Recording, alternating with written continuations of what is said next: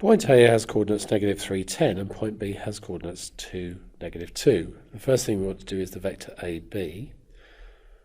So if A is here at -3, 10,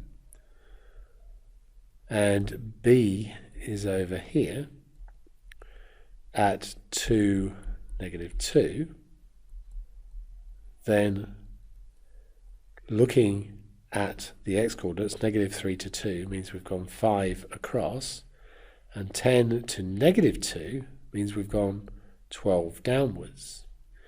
So AB is equal to 5, -12. Again, we could do that using the turnaround rule. AB is B, which is 2, -2, take away A, which is -3, 10, and 2 take away -3 is 5, -2 take 10 is -12. So we could have done that using the turnaround rule as well.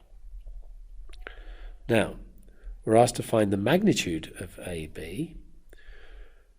So in part B, then, we have a triangle which goes 5 across and 12 down.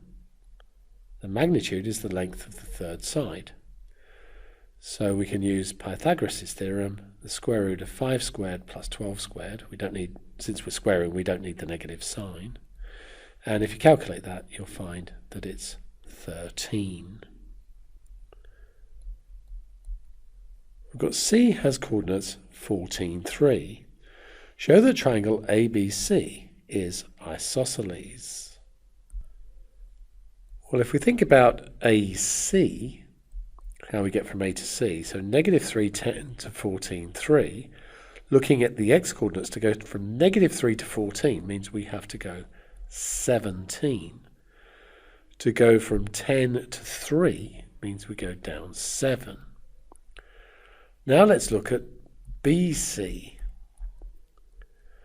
So 2 going to 14 is 12. -2 going to 3 is 5. And therefore the magnitude of BC is 13. So we have two sides that are the same, and therefore the triangle is isosceles.